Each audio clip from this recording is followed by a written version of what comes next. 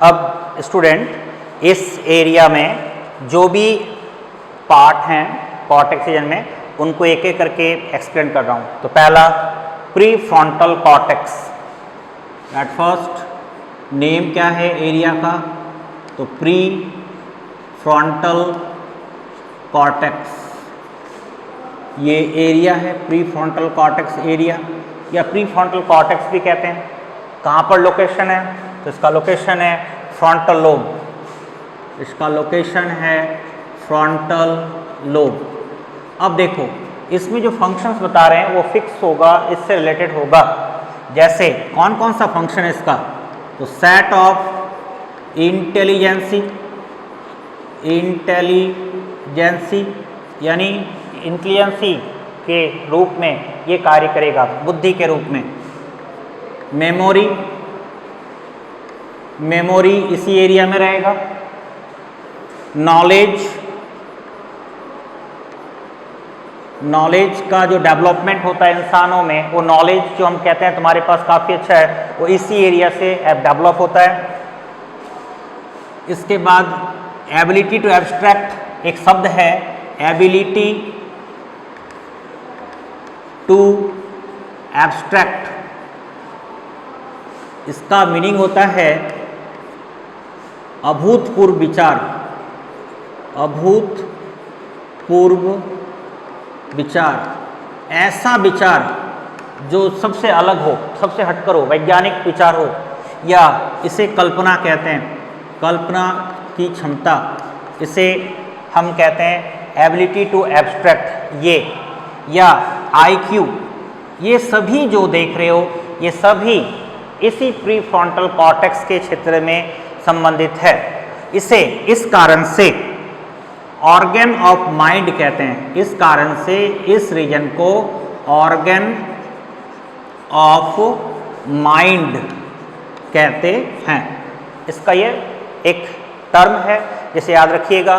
तो pre frontal जो cortex है इसे ऑर्गन ऑफ माइंड के नाम से जानते हैं, ऑर्गन ऑफ माइंड, क्योंकि इसी क्षेत्र में memory, knowledge, IQ, intelligency, ability to abstract और दूसरे प्रकार के तर्क करना, ज्ञान इत्यादि जो भी है, उन सब का control pre frontal cortex region से हो रहा है। दूसरा, अब आते हैं motor area. Second, pre motor area. Motor area भी किसका पार्ट है? तो ये भी पार्ट है फ्रंटल लोब का। मोटर एरिया फ्रंटल लोब का पार्ट है। ये क्या करेगा? ये कंट्रोल करेगा ऑल वॉलेंट्री मस्कुलर फंक्शंस। तो इसका मेन कम होगा control the functions of, control the functions of all voluntary muscular function, all voluntary muscular function, यानी हमारी इच्छा से जिन भी मसल्स के फंक्शन को कंट्रोल किया जाता है हमारे द्वारा, उन सभी को कंट्रोल करने वाला कौन है? Motor area. जैसे मैं चाहता हूं कि मैं अपने हाथ को ऐसे मोड़ लूं या ऐसे कर लूं, जो भी मेरी इच्छा है, अगर मैं उसमें इस खासकर बात करूं तो that related to skeletal muscles, and this skeletal muscles is the voluntary muscles, and this voluntary muscles is directly controlled with the help of motor area in our brain. So motor area का ये part जितने भी प्रकार के voluntary muscles है उनको control करेगा। Third, इसमें रह गया ब्रोकास एरिया।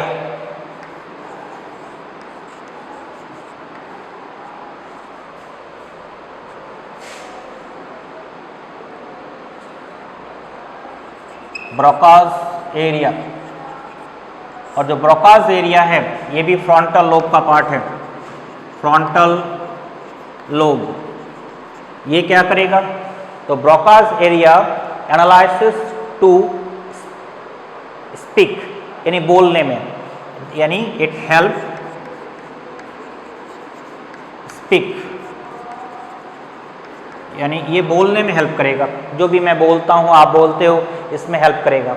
लेकिन कभी दुर्भाग्य से ऐसा ना हो कि किसी भी इंसान में ऊंचाई से नीचे गिरने पर उसके ब्रेन में अगर बहुत ज़बरदस्त चोट लगे तो उसके जीवन भर उसमें बोलने की क्षमता खत्म हो जाता है और एक ब्रोकाज एरिया के कारण होता है और इस रोग को एफासिया रोग कहते हैं। एफासिया एक रोग है, that is stop the power of speak. और ये क्यों रोग होता है, ऐसा रोग क्यों होता है? This disease create after heavy injury in brain. और ब्रेन के किस रीजन में? तो ब्रोकाज एरिया में, ब्रेन के ब्रोकाज एरिया में ऐसा होता है।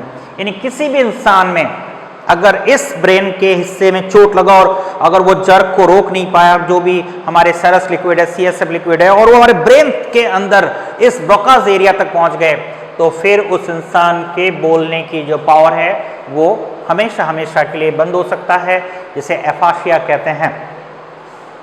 चौथा, अब जो है इसमें आते हैं, क्योंकि फ्रंटल लोब का कंप्लीट, अब पैराइटल लोब में सोमेस्थेटिक एरिया, पैराइटल लोब में सोमेस्थेटिक एरिया, और सोमेस्थेटिक एरिया में पैराइटल में आ गए पैराइटल लोब। इसका क्या काम है? इसका काम है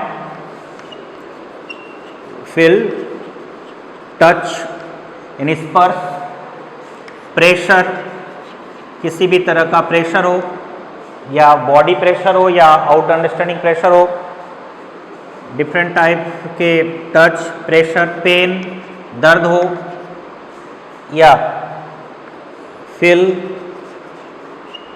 एंड नॉलेज अबाउट इन्वायरमेंट, यानी जो वातावरण के संबंधित जो उसके बदलाव हो रहे हैं, उसमें जो चेंजेस हो रहे हैं, या वातावरण का ज्ञान इस इंसान में अगर है तो इसी के कारण है। इसके बाद इसमें space knowledge about space, knowledge about space, यानी ग्रह नक्षत्र इस दुनिया में जो भी हैं, इस दुनिया में जो भी दूसरे प्रकार के स्पेस रीजन हैं, उन सब का अगर किसी को स्पेशल नॉलेज हो रहा है तो सोमेस्थेटिक एरिया के कारण डेवलप होगा। यानी सोमेस्थेटिक एरिया के कारण ही touch, pressure, pain, atmospheric environment का फीलिंग, किसी भी ग्रह नक्षत्र के बारे में उसको जानकारी होगा तो सोमेस्थेटिक एरिया से होगा। अब इस पैराइटल लोब में एक और एरिया रह गया, गैस्टेटरी एरिया, फिफ्थ गैस्टेटरी एरिया, ये है पैराइटल लोब में, पैराइटल लोब, और ये टंग के सपोर्ट से किसी भी फूड के टेस्ट को सपोर्ट करेगा पहचानने में। तो फील, टेस्ट, किसी प्रकार के जो टेस्ट होते हैं उससे रिलेटेड टेस्ट को फिल करने में गैस्टेटरी एरिया सपोर्ट करेगा। तो देखो फ्रंटल का भी हो गया 3 पार्ट, पैराइटल का भी हो गया। अब ऑसिपिटल, ऑसिपिटल जो होता है, ऑसिपिटल ये है एरिया। तो ऑसिपिटल एरिया किस जगह पे है? तो ऑसिपिटल लोब पे है, ऑसिपिटल लोब में है। और इसका मेन रीजन क्या काम करेगा? तो फील, विज़न, तो ये जो होगा विज़न में सपोर्ट करेगा, देखने में। यानी हम जो भी आँखों से किसी भी वस्तु को देखते हैं तो उसका जो इमेज है वो ब्रेन के इस रीजन पे ऑसिपिटल एरिया में पहुंचने के बाद ही हम उसको, उस सब्जेक्ट को, उस ऑब्जेक्ट को जिसको भी देख रहे हैं उससे हम देख पाते हैं। यानी नर्व के सपोर्ट से जब ऑसिपिटल एरिया में, ऑसिपिटल लोब का जो पार्ट है उसमें कोई भी सेंसेशन विज़न के फॉर्म में पहुंचता है तो उसे हम देख पाते हैं, तो देखने में सपोर्ट करेगा। अब आते हैं इस टेम्पोरल लोब में। तो टेम्पोरल लोब में 7th नंबर, पहला ये देखते हैं। और पहला नंबर मान लो ऑल्फैक्टरी है तो ऑल्फैक्टरी देख लेते हैं। तो ऑल्फैक्टरी एरिया, ऑल्फैक्टरी एरिया ये कहाँ पर है? तो ये है टेम्पोरल लोब में। टेम्पोरल लोब ये क्या करेगा? तो ऑल्फैक्टरी एरिया फिल स्मेल यानी गंध का ज्ञान कराएगा। 8 नंबर पे ऑडिटरी एरिया, ऑडिटरी एरिया ये क्या करेगा? ये कहाँ पर है? तो ये टेम्पोरल लोब में है। टेम्पोरल लोब ये क्या करेगा? तो ये सुनने में सपोर्ट करेगा। तो सपोर्ट हियरिंग यानी सुनने में, कान के द्वारा सुने गए शब्द जब तक ब्रेन के इस हिस्से में नहीं पहुंचेगा आप उस शब्द को सुन नहीं पाओगे, तो सुनने में मदद करेगा। अब आते हैं सबसे लास्ट इसमें वार्निक्स एरिया। वार्निक्स एरिया टेम्पोरल लोब में, टेम्पोरल लोब में, इसे स्पीच सेंटर कहते हैं। स्पीच सेंटर, देखो स्पीक मतलब बोलना। अभी आपने देखा था कि जो बोलने का जो केंद्र है स्पीक, यानी स्पीक का मतलब होता है बोलना, और बोलने का जो केंद्र है वो कहाँ पर है? तो वो है ब्रोकाज एरिया में। लेकिन यहाँ पर मैं बोल रहा हूँ स्पीच सेंटर। स्पीच यानी शब्दों को समझना, शब्दों के बारे में पता लगाना। जैसे कोई रशियन लैंग्वेज आप सुन रहे हो, आपका ब्रेन उसे सुन तो रहा है लेकिन आपके ब्रेन के उस पार्ट में एनालाइज नहीं हो पा रहा है क्योंकि आप उस शब्द को समझ नहीं पा रहे हो। तो किसी भी शब्द को, किसी भी भाषा को जब समझते हैं तो उसको समझने में वार्निक्स एरिया सपोर्ट करता है। तो it support analysis to speech और understanding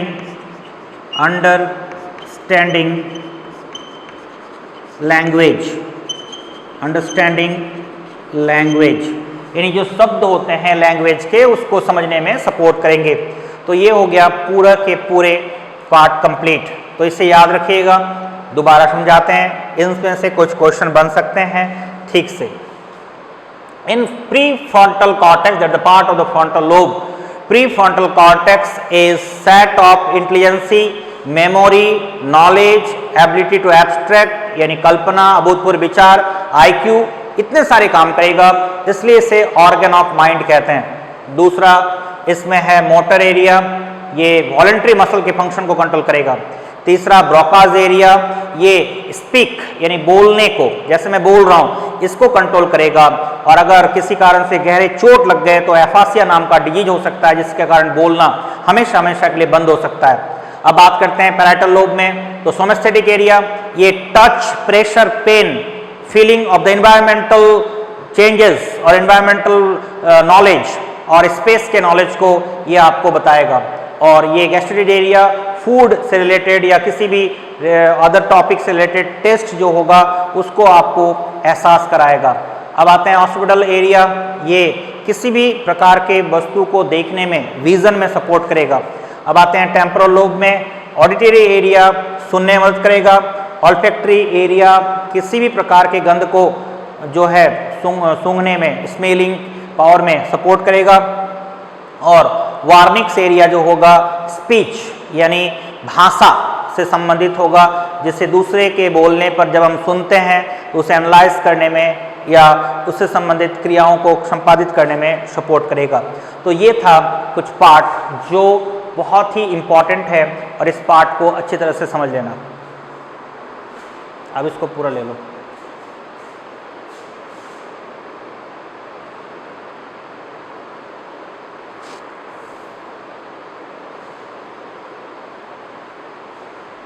Students, in this session we explain structure of human brain. You know cerebrum and their parts, but other part we explain with the help of this diagram.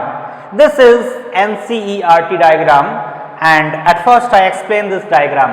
You know, this part is known as cerebrum. This is the largest part of human brain. This part is called thalamus, and this lower part is called as hypothalamus. Another part also present, that name is epithalamus. They form the roof of brain, but in this diagram that part is not explained. So we only draw the NCERT format, and other diagram we also draw that explanation part show. In this diagram we focus only the diagrammatic point of view in NCERT book. This cerebrum is the largest part, thalamus and hypothalamus, this combinedly form the forebrain. Okay.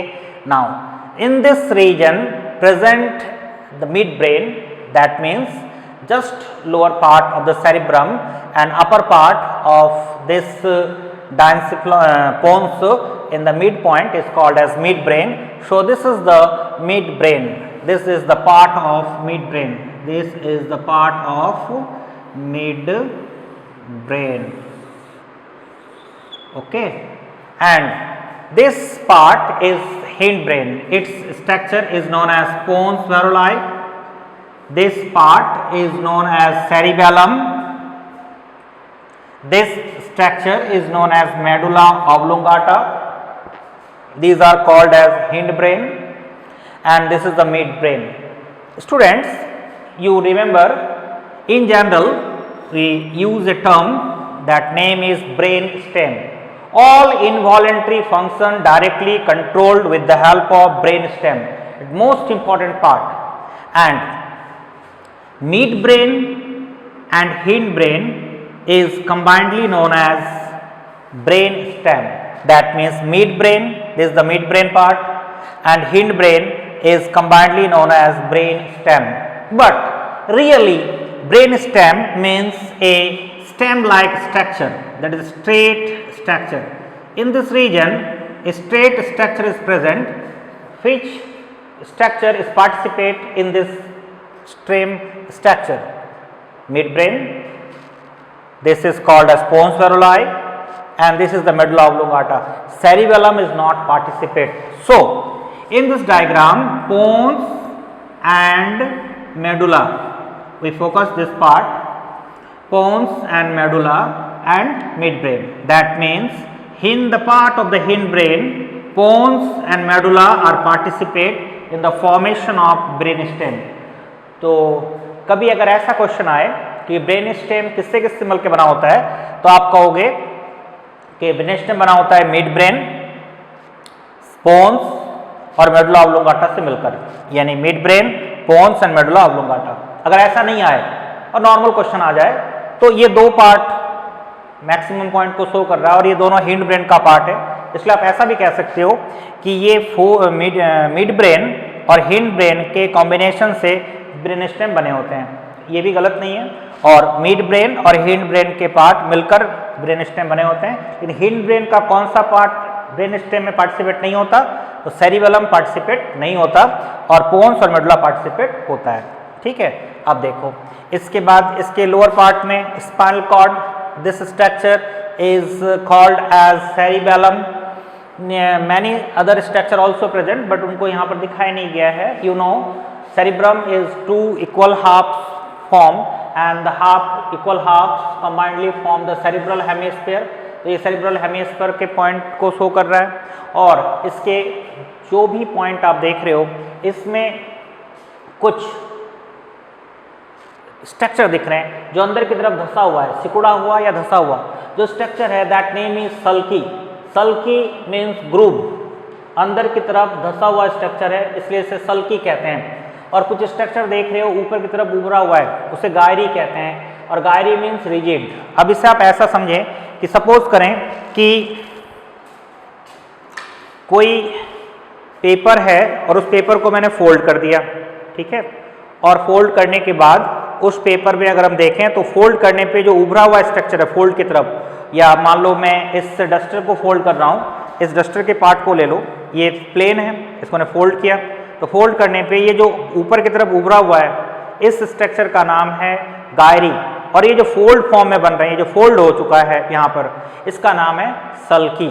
तो सल्की और गायरी होने से क्या होता है brain में, जैसे मान लो ये इतना बड़ा सपोज एरिया है, अब इतना बड़ा एरिया है, इस एरिया में बहुत ज़्यादा ये एरिया कवर कर रहा है, लेकिन इसको क्या किया, कम एरिया में फोल्ड कर दिया और इसमें सल्की गायरी बनता चला गया।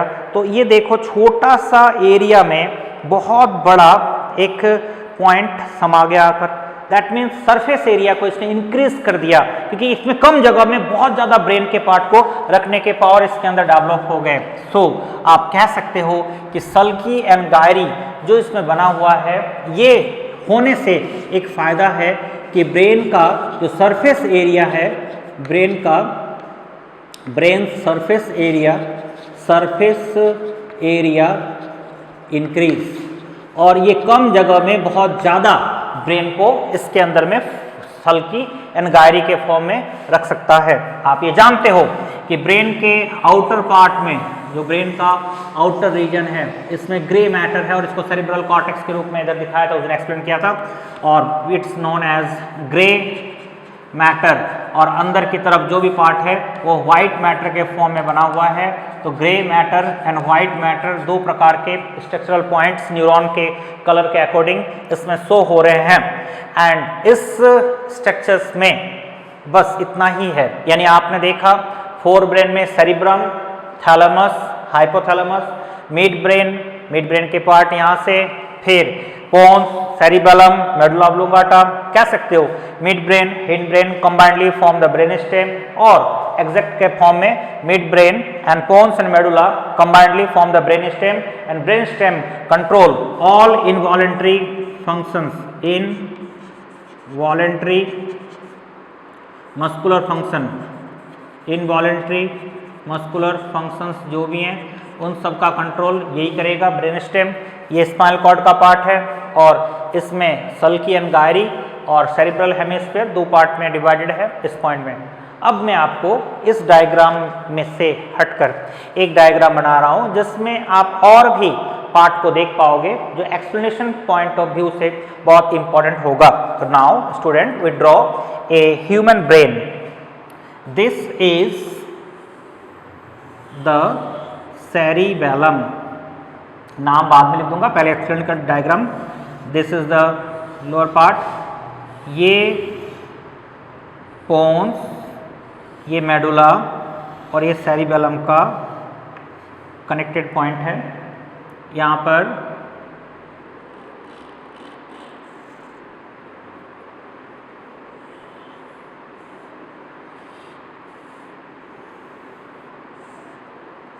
ये एपिथैलेमस के पार्ट हैं। इस जगह से सबसे बड़ा कॉमेशर कॉर्पस कैलोजम के रूप में बना हुआ है, दैट इज कॉर्पस कैलोसम। इस कॉर्पस कैलोजम के जो फ्रंट पार्ट है, ये फ्रंट पार्ट है, ये बैक पार्ट है, क्योंकि जिधर सेरिबेलम होगा वो बैक पार्ट होगा। और इसका ये जो पॉइंट आप देख रहे हो, यहाँ पर एक पॉइंट है, that name is fifth ventricle, और बाकी नाम अभी मैं एक्सप्लेनेशन के पॉइंट पे लिखूंगा। अब देखो यहाँ पर एक पॉइंट ड्रॉ करना जरूरी है। यहाँ से क्रॉस ब्रिज निकल रहा है ऐसे, और फिर ऐसे क्रॉस स्ट्रक्चर बन रहा है, इट नेम एज काइजमाटा, ऑप्टिक काइजमाटा, और ये ऑप्टिक लोब के रूप में है, और क्रॉस लाइक स्ट्रक्चर ब्रेन के इस पार्ट में बन रहे हैं। और ये डायंसिप्लॉन का part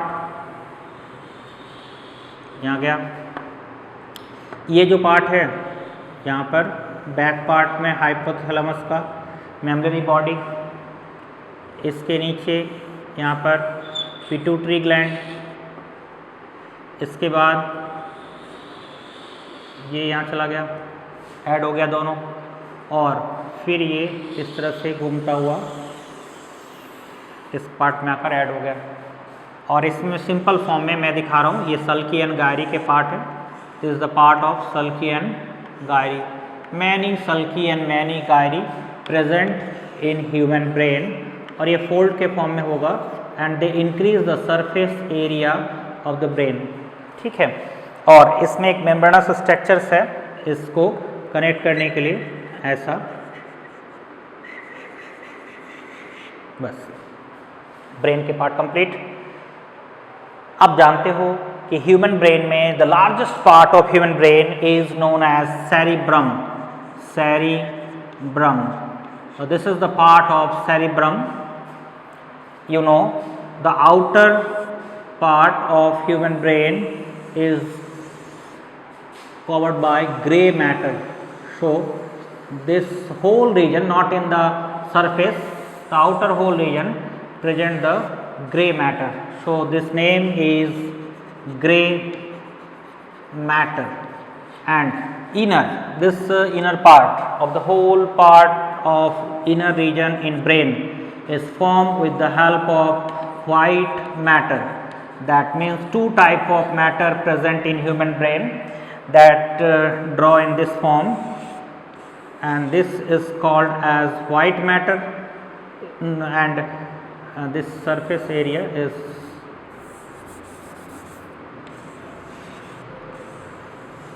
white matter is maximum. This is white matter, and this part is called as gray matter. The outer region is the gray matter, the outer part is the gray matter, the inner part is the white matter. Now in this structure, you know, diencephalon is divided into three parts. Diencephalon की first part is cerebrum. Cerebrum is explained in the previous lecture. आप जानते हो कि cerebrum में 4 lobe होते हैं, इनके अलावा कई एरिया होते हैं और सबके फंक्शंस फिक्स होते हैं। तो सेरिब्रम को आप जान चुके हो। अब आपको जानना है सेकंड पार्ट जो फोर ब्रेन का पार्ट है, फोर ब्रेन, और फोर ब्रेन के फर्स्ट पार्ट में आप जान चुके हो जिसका नाम है सेरिब्रम। तो सेरिब्रम आप कंप्लीट कर चुके हो। अब आप देखोगे डायनसिफलॉन को, डायनसिफेलॉन, ये एक नाम है। इसके 3 पार्ट हैं। पहला थैलेमस, दूसरा हाइपोथैलेमस,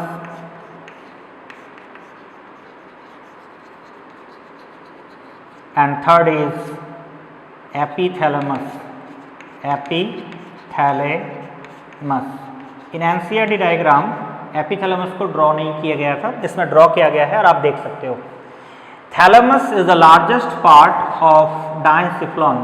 ये जो थैलेमस आप देख रहे हो, this part is known as thalamus, this region is known as thalamus. और डायनसिफलॉन का 80% पार्ट थैलेमस से बना होता है। That means 80% part is thalamus.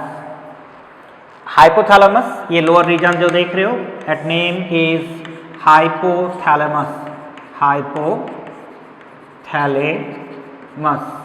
और हाइपोथैलेमस के पॉइंट को अगर मैं डील करूं तो ये 12 to 15% पार्ट बना होता है हाइपोथैलेमस का। और ये जो पार्ट आप देख रहे हो, this part is known as epithalamus, epithalamus. और एपीथैलेमस जो आप देख रहे हो ये बहुत छोटा होता है, ये 3 to 5% पार्ट होगा। और ये रूफ ऑफ द ब्रेन या डायनसिफलॉन को छत के फॉर्म में रूफ ऑफ द डायनसिफलॉन कह सकते हैं, उसको बनाता है। इसके साथ एक ग्लैंड जुड़ा हुआ है, it name is optic olfactory lobe. No, this is a pineal gland. Its name is pineal gland. This is called as cerebellum. This is pons, varoli. This is medulla oblongata,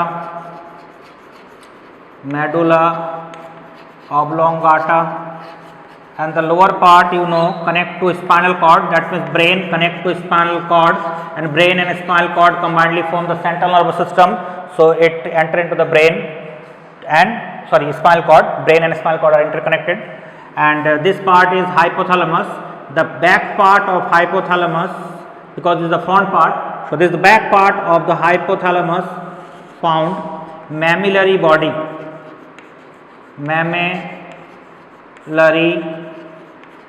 body. This mammillary body only present in mammals and other organism this structure is absent. The mid part of hypothalamus found pituitary gland.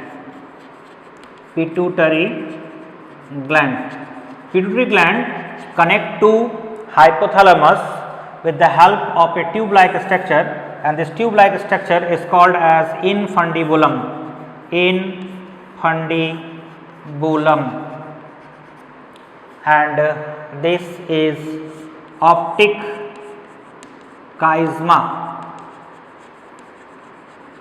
and the end part is the lobe-like structure, so it's also say optic lobe, and cross-like bridge is optic chiasma especially. Fifth ventricle, the upper part of fifth ventricle, this region, the upper region of the fifth ventricle is known as genu, and lower part, this part of the fifth ventricle is known as fornix. That means you say that fifth ventricle situated in between genu and fornix, and genu and fornix present in the front region of the brain, or you say that front region of the corpus callosum, because ये जो brain है, जैसे suppose मैं खड़ा हूँ तो मेरे ये ब्रेन के फ्रंट पार्ट है और ये बैक पार्ट है, और ये बैक पार्ट के पॉइंट में सेरिबेलम के पार्ट है, वो वाला ब्रेन इस साइड में बना हुआ है, ऐसा बना हुआ है, तो उसके लिए ये फ्रंट पार्ट है, ये नीदर वाला पार्ट फ्रंट पार्ट के फॉर्म में है। इसमें क्लियर नहीं था कि कौन से पार्ट जेनु है, कौन से फॉर्निक्स है, तो ये कुछ नाम आपको इसमें दिख रहे हैं। एंड फोर्थ वेंट्रिकल तो आप पढ़ चुके हो, जो कि सेरेब्रम के पार्ट में frontal lobe, parietal lobe, temporal lobe, occipital lobe, उसके अलावा जब मैंने वेंट्रिकल्स को ड्रॉ किया था, first and second ventricle lateral ventricle के रूप में, थर्ड वेंट्रिकल वाले रीजन पे डायंसिफ्लॉन, एंड फोर्थ वेंट्रिकल रीजन पे हिंड ब्रेन वाला पार्ट, तो ये वेंट्रिकल फोर्थ आप पढ़ चुके हो, और ये फिफ्थ वेंट्रिकल एक ब्रेन में और है जो कॉर्पस कलोजम के अंदर है। और ये जो पार्ट आप देख रहे हो इसका बैक पार्ट कॉर्पस कलोजम का, इससे स्प्लेनियम कहते हैं, स्प्लेनियम कहते हैं, तो back part of the corpus callosum is called splenium. इसमें अगर हम देखें तो सल्की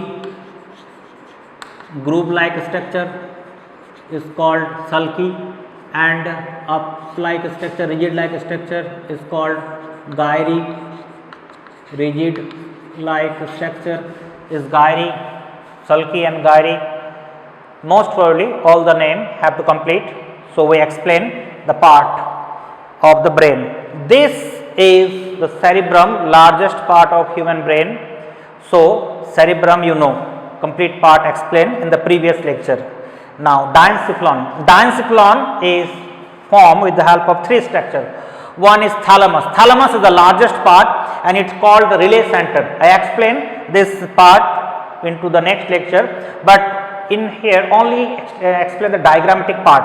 So thalamus is maximum part of diencephalon, and 80% part of the diencephalon formed with the help of thalamus, and remaining 12 to 15% part with the hypothalamus part, and 3 to 5% part is the epithalamus part. Epithalamus is called the roof of the brain or roof of the diencephalon, and pineal gland connect to epithalamus, and this three structure is part of diencephalon, that is thalamus, epithalamus and hypothalamus. In the lower part of the hypothalamus, but back region present mammillary body, and mammillary body only present in mammals, include human being also present, and this structure is the mid part of the hypothalamus is called as pituitary gland, and pituitary gland connected to hypothalamus with the help of infundibulum like tube. So tube like structure is known as infundibulum. So tube like structure is infundibulum, pituitary gland connect to hypothalamus with the help of infundibulum. Complete this region. Now this diencephalon, that three structure is the diencephalon, and this cerebrum is separated with the help of corpus callosum, and this is the largest commissure in human brain, largest commissure, and formed with the help of different nerves, and group of nerves form this type of structure. They prohibit the chemical passing from this region to this region, but very slight chemicals have to pass after sleeping, and जब हम सपने देखते हैं उस समय कुछ chemicals का इधर उधर बैलेंस होता है, तो ये भी जाने के लिए इस रीजन से होकर ही जाएगा वो केमिकल, वेंट्रिकल रीजन से होकर, और फिर वो ब्रेन में, थैलेमस में और सेरिब्रम में, हाइपोथैलेमस में फ्लो कर सकता है। लेकिन in general when we have to activate form, अभी जैसे मैं जगा हुआ हूं, मैं बोल रहा हूं और मेरा केमिकल सेरिब्रम से थैलेमस में, हाइपोथैलेमस में इधर उधर फ्लोट करना शुरू कर दे, तो केमिकल इम्बैलेंस हो जाते हैं और लोगों में ब्रेन में जो डिप्रेशन कह सकते हो, पागलपन कह सकते हो, ऐसे प्रॉब्लम्स क्रिएट होने लगते हैं। लेकिन इन जनरल ये जो कॉर्पस कैलोजम होते हैं ये केमिकल के बैलेंस में काम करते हैं, और वेंट्रिकल्स एक तरह का गेट है, एक दरवाजे की तरह, और ये केमिकल्स को आने जाने में एक फ्रीक्वेंसी, एक स्पेशल पॉइंट और स्पेशल जितने केमिकल होने चाहिए, आने चाहिए, उसको मेंटेन करने का काम करता है। तो बहुत ही इंपॉर्टेंट है। इसमें क्रॉस लाइक ब्रिज बनता है, कभी ज़्यादा ये पास होने लगे तो ये जो होते हैं इस ब्लॉक भी कर सकते हैं, और क्रॉस लाइक ब्रिज को ऑप्टिक काइज्मा कहते हैं, इसमें लोब लाइक स्ट्रक्चर को ऑप्टिक लोब कहते हैं। इस फिफ्थ वेंट्रिकल के ऊपर वाले पार्ट को genu and lower part fornix, and corpus callosum the back part is known as splenium. तो आप ये जो पार्ट आप देख रहे हो, इस पार्ट में ये सारे नाम आपने देखे, और इसमें सेरिबेलम, पोन्स, मेडुला, ये तो इन जनरल है। अब आप देखो इस डायग्राम में और इस डायग्राम में ज़्यादा फर्क नहीं है। फर्क यह है कि इसमें आपने केवल कॉर्पस कैलोजम को देखा था, only corpus callosum we draw in this part because NCERT diagram के फॉर्म में, but in this diagram we have to explain, and when you solve the objective question then this type of question have to arise like that. Fifth ventricle of the brain situated in the front region of the corpus callosum, fifth ventricle situated in between genu and fornix, upper part is genu and lower part is fornix, and the back part of the corpus callosum is known as splenium। तो ये part इसमें explain नहीं था जो इसमें आप देख रहे हो। दूसरा, इसमें आपने थैलेमस एपिथैलेमस को देखा और साथ में थैलेमस हाइपोथैलेमस के साथ एपिथैलेमस को देखा, जबकि इसमें सिर्फ थैलेमस एंड हाइपोथैलेमस को ड्रॉ किया गया है, एपिथैलेमस को नहीं बताया गया है, बट एपिथैलेमस भी रियल पार्ट है ब्रेन के डायंसिफ्लॉन का। एपिथैलेमस के साथ कौन से ग्लैंड कनेक्ट होते हैं? पीनियल ग्लैंड, जो इस डायग्राम में क्लियर है, और इस हाइपोथैलेमस के साथ mammillary body and pituitary gland connect है, जो यहाँ भी शो कर रहे हैं, बट उनके नाम इसमें एक्सप्लेन नहीं है, जो इसके एक्सप्लेनेशन पार्ट में इसके नाम भी आपको दिख रहे हैं। और इसमें क्रॉस ब्रिज को ऑप्टिक काइज्मा कहते हैं, और इसमें ऑप्टिक लोब लाइक स्ट्रक्चर है जो इस डायग्राम में बहुत स्पष्ट है, बहुत ज़्यादा अच्छी तरह से क्लियर है। और इस डायग्राम में आप ये भी देख सकते हो कि थैलेमस के पार्ट बहुत बड़े हैं, हाइपोथैलेमस उसके नीचे है, एपिथैलेमस उसके पीछे है। That means this diagram is help to explanation and solving question of the objective type। तो ऑब्जेक्टिव क्वेश्चन को सॉल्व करने के लिए इन पॉइंटों को डील करना है। तो एक बार और बता रहा हूं, ध्यान से देखो। cerebrum is the largest part of human brain, corpus callosum is the largest commissure, the front part of corpus callosum present fifth ventricle, the upper part of fifth ventricle is called genu and lower part is known as fornix, and the back part is known as splenium। Complete। अब देखो डायंसिफ्लॉन form with the help of three parts, thalamus, epithalamus and hypothalamus। तो this part is thalamus, relay center बोलते हैं, and maximum 80% part डायंसिफ्लॉन का thalamus से बना होता है। हाइपोथैलेमस 12 to 15% पार्ट बना होता है हाइपोथैलेमस के साथ मेमलरी बॉडी बैक पार्ट में, और मिडिल पार्ट में पिट्यूटरी ग्लैंड ऐड होते हैं। पिट्यूटरी ग्लैंड को हाइपोथैलेमस से ऐड करने के लिए इनफंडिबुलम नामक ट्यूब हेल्प करता है, और इसके बैक पार्ट में जैसे रूफ ऑफ डायंसिफ्लॉन और ब्रेन भी कह सकते हो, ये एपिथैलेमस है। एपिथैलेमस के साथ पीनियल ग्लैंड कनेक्ट होते हैं, ये पार्ट भी हो गया। अब देखो इस पार्ट में से एक क्रॉस ब्रिज स्ट्रक्चर्स अराइज होते हैं। इस क्रॉस ब्रिज स्ट्रक्चर को ऑप्टिक काइज्मा कहते हैं, lobe like structure optic lobe के फॉर्म में है। इसमें सेरिबेलम ब्रेन का पार्ट, हिंड ब्रेन का, पोन्स वेरोलाई एंड मेडुला ऑब्लोंगाटा, और बैक पार्ट में स्पाइनल कॉर्ड। इसमें एक और पार्ट होते हैं फोर ब्रेन में, जिसे ऑल्फैक्टरी लोब कहते हैं, जो इसमें एक्सप्लेन नहीं है, मैं अलग से इसे एक्सप्लेन करूंगा। तो this part is the fore brain, mid brain and hind brain, and this is the sectional diagram of human brain। These both are the explanation point of normal human brain, and this structure is most important structure in human brain.